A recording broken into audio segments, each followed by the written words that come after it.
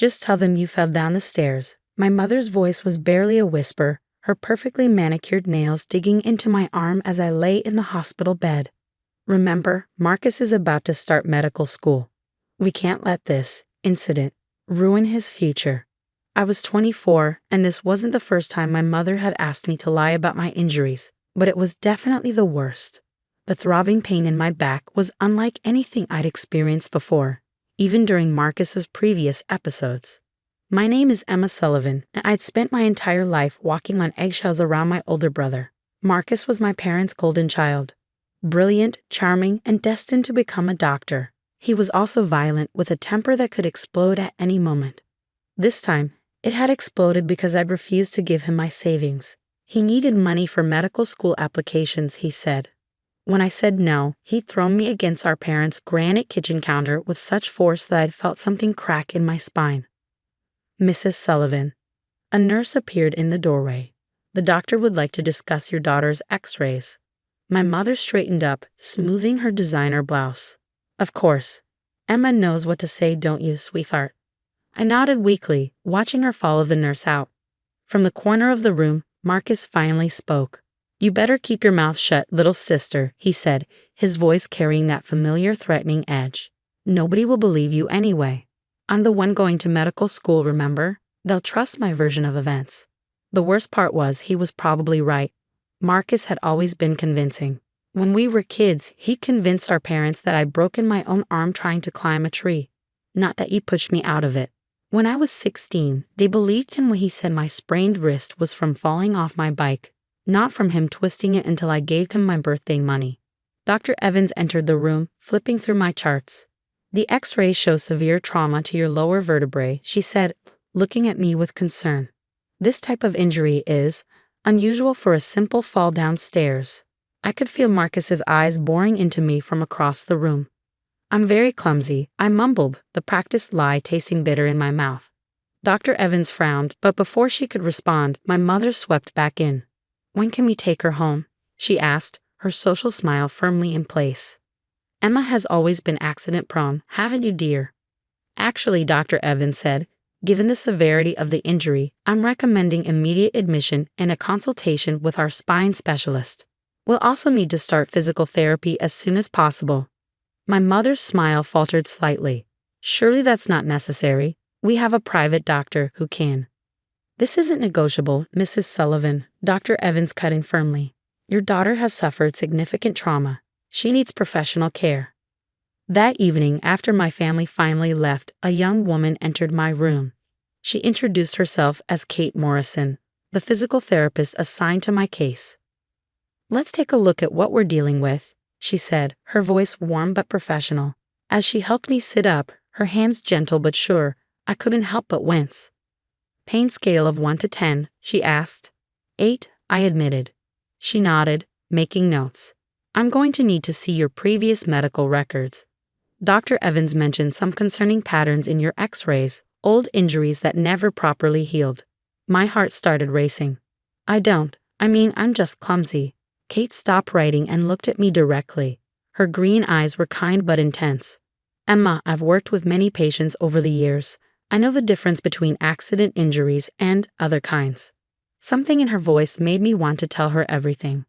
But Marcus's threat echoed in my head, along with years of my mother's conditioning about keeping family matters private. I can't, I whispered, tears burning in my eyes. You can't, she repeated softly, or you're afraid to. Before I could answer, my phone buzzed with a text from my mother. Remember, not a word about Marcus. We're telling everyone you fell. Don't disappoint the family. Kate saw the message before I could hide my phone. Her expression shifted from concern to determination. Emma, she said, pulling up a chair beside my bed. I want to show you something. She took out her tablet and pulled up a series of x-rays. These are your scans from today, but look at these shadows here and here. She pointed to several spots on my spine. These show old fractures, Emma, multiple injuries that healed without proper medical attention. I stayed silent, my heart pounding. I can help you, Kate continued, her voice gentle but firm. But only if you're willing to tell me the truth. Whatever you're afraid of, whatever threats you're under, I promise you, there are people who will believe you. Who will help you?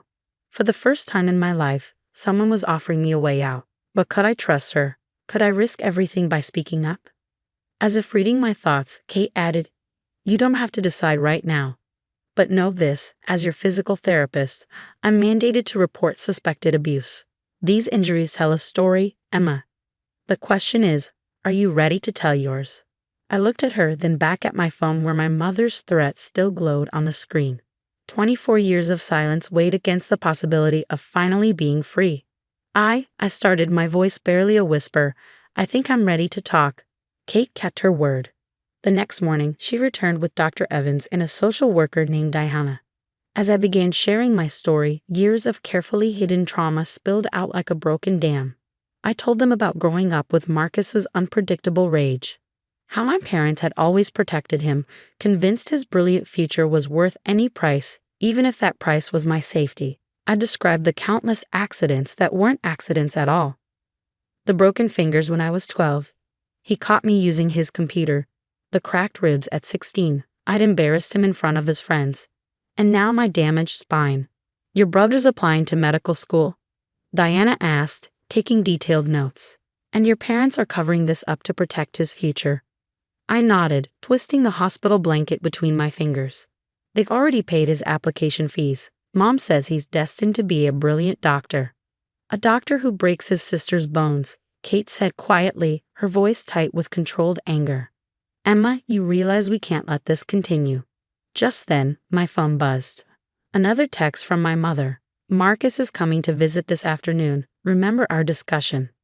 Kate saw the color drain from my face. "He's not coming anywhere near you," she said firmly. "Not anymore." Within hours, hospital security had been notified. A restraining order was being processed, and my room was moved to a secure wing with restricted access. For the first time in my life, people were actually protecting me instead of my abuser. But my mother wasn't giving up so easily. She showed up that afternoon, her face a mask of barely controlled fury. "What do you think you're doing?" she hissed after somehow talking her way into my room. "Do you want to destroy this family?" Marcus called me crying. "They won't even let him in to see his own sister." "Mrs. Sullivan," Kate's voice cut through the air as she entered the room. "You're not supposed to be here."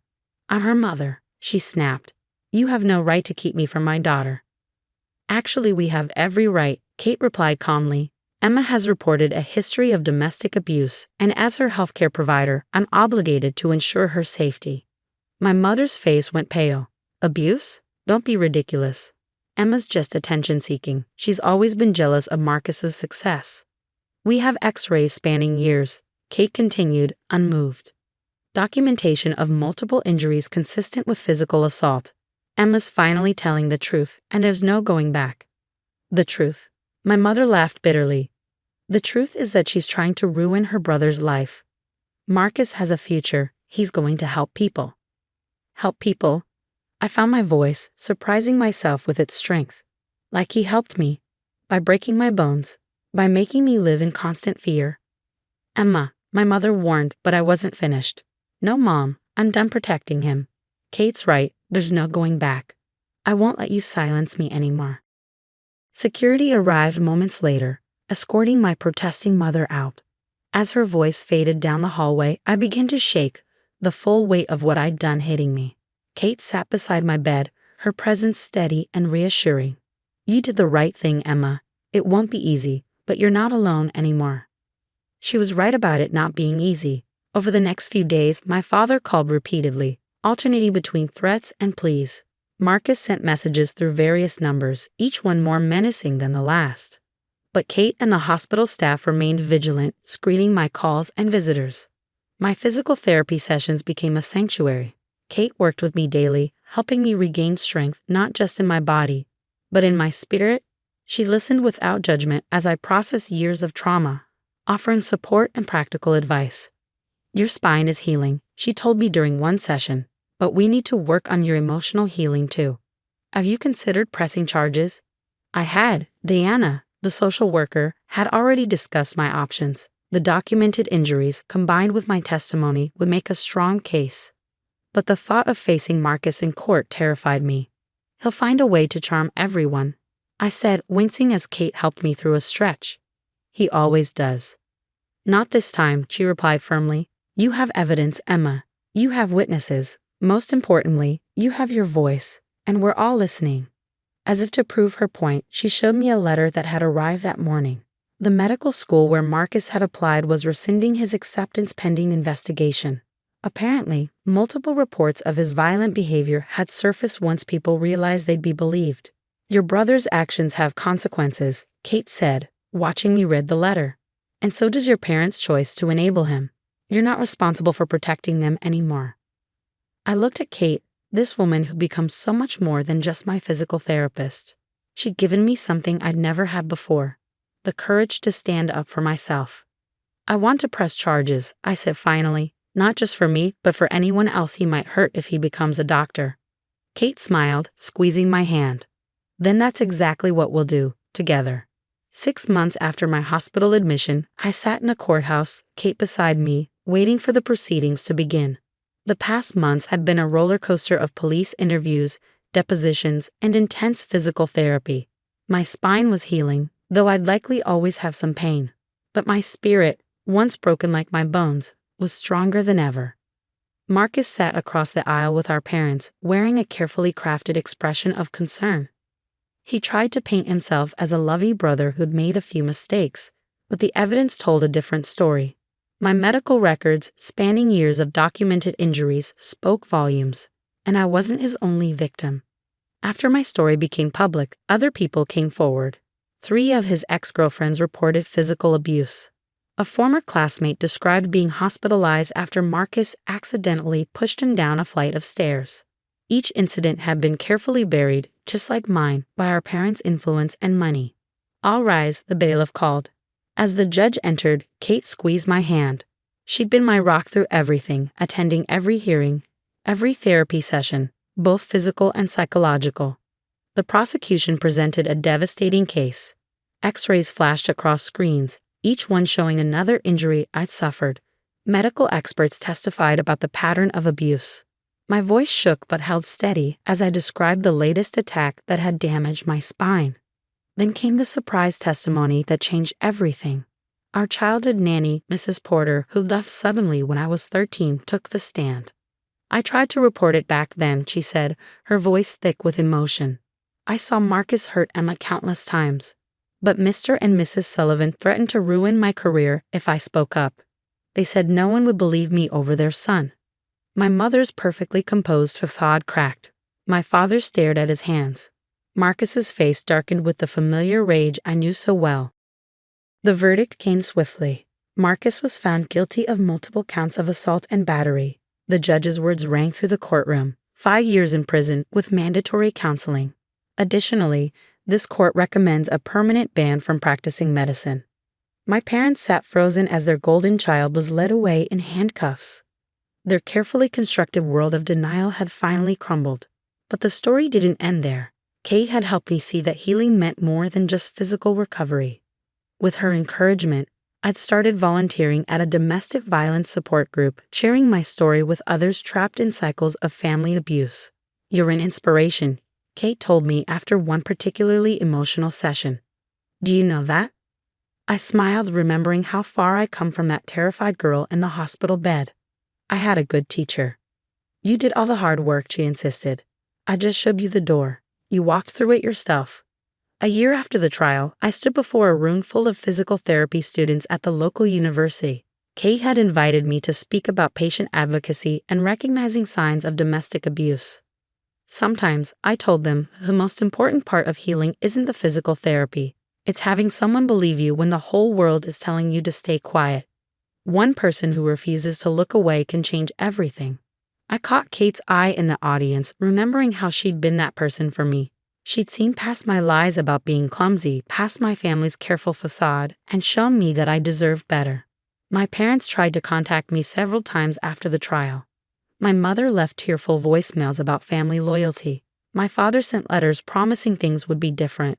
But Kate helped me understand that I didn't owe them forgiveness or another chance to hurt me.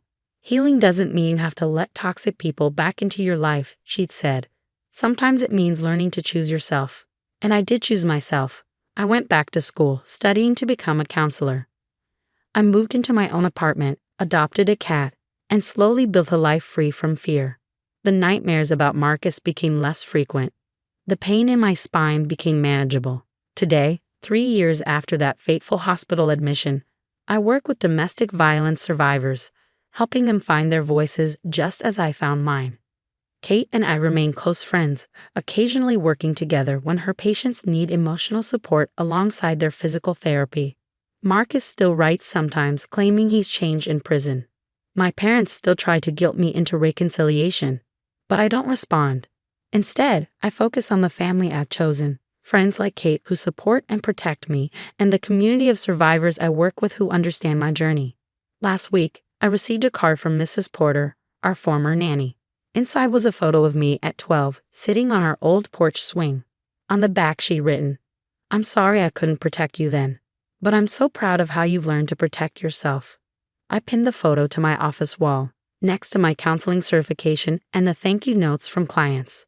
It reminds me daily that while we can't change our past, we can always change our future. Sometimes all it takes is one person willing to speak up, to fight back, to say enough. And sometimes that person has to be yourself.